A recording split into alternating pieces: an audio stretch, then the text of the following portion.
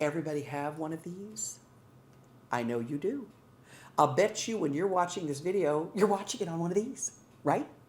You have one of these, and for some of you, it's attached at the hip. There are so many studies out there happening right now in the mental, what's happening to our society mentally because of these. We have become a society, unfortunately, that is forever doing this. I was teasing my children not even a week ago that I know what their hairlines look like better than I know what their eyebrows look like. Because this is how I see my children. So I know, before you even turn it off, some of you, and go, oh my gosh, there's another older person ranting and raving about their cell phone. I want you to listen for just a minute.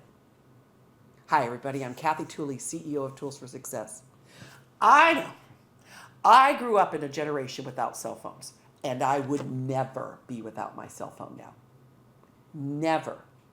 But I think I have a distinct advantage because I had a world without it, and now I have a world with it. I see it for what it is. It's a tool. Like a typewriter was a tool. Ask your parents about that. Like a video camera is a tool. Like a pen is a tool. It's just a tool to me. It's just a tool. It's not, I don't live and die by it. I love, oh my gosh, that my calendar is on here. How great is that? Remember, come on, some of you still use it, but the old paper and pencil, and then you got to scratch it out, used to drive me crazy. So then I would start writing in pencils where I could erase. I love this. And I love that I can share my calendar with other people and we can be at meetings. I love that when I'm at the mall and I see something cool that I think my daughter or granddaughter would love, I could pick up the phone really quickly and call my daughter and get it. I love that convenience. I love that my emails are attached to it, and sometimes I can deal with something quickly if it's within the time that I want to deal with it. I love, love, love Google. Is Google not just the easiest thing? We were driving the other day and my husband said, I wonder how many seats that football stadium has. I asked Google and we had an answer. I love it for the tool that it is. Here's where I think we've lost something. Nothing replaces people. Nothing replaces people. When you are with people, that's where I think we're called to be. You know, if you think back, even our Lord was a people person. Now, he didn't have a cell phone, but he created disciples because of relationships, because of talking, because of looking them in the eye and speaking to them. So I think that our phones have become a distortion of life. I find that far too many people, I'm not going to judge anyone watching this video, are spending more time in the face of their technology than they are in the face of the people they claim to love. I think back, I have my own children, my own grandchildren, and I think of the times that they'll spend with us on a phone. And what I think to myself is, from someone who has buried both of her parents, and I have, gosh, what I wouldn't give to look in the face of my father and my mother again and have a conversation with them. And time is the only limited resource that the Lord gives us. We're all going to be gone. So when you have an older, I think sometimes it's a generational thing, maybe, because remember, I didn't grow up with this. I learned it as a tool. Versus now, many of you watching this video, you don't know a life without it. Or maybe you have sat and wanted to carry on a conversation with your parent, but they haven't looked up from the computer long enough or the screen long enough to see it or to hear it. We need two things as humans. We need to be heard and we need to be validated. Listen to that first one. We need to be heard. We need to be heard. We need to be heard. And then we need to be validated. And that doesn't happen through a screen.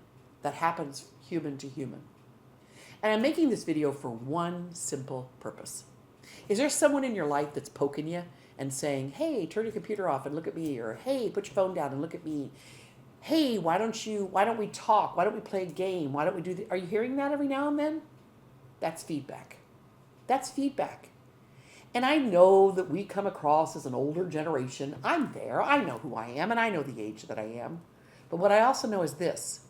When I invite people into my home, into my car, into dinner with them, I invite them because I want to spend time with them, not so that they can spend time with their screen. And then let me tell you something that you're probably not hearing. Do you know how my generation views that? When you're on your screen instead of talking to me, we're hurt. Because how it feels is that we don't matter. That what's ever on that screen is more important than your being with me. Now, I'm pretty important in my own life. I think that most people enjoy hanging out with me. And I would hope that all of you watching this would take this as maybe just a little bit of a wake-up call. When someone's kind of, my kids would call it nagging, I'm nagging about being on the phone. Behind that nag is a little voice saying, just be with me. Just be with me. Hang out with me.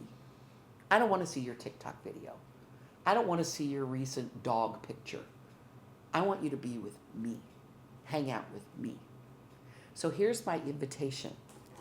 Can you look at what this is in your life and ask yourself, has it become your tool or has it become your crutch?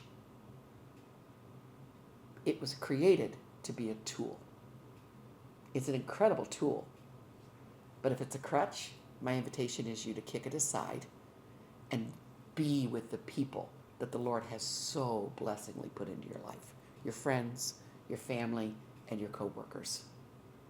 Don't forget to like and follow and share on your phone or on whatever piece of technology you have. And I can't wait to read your comments. Have a great day, everybody.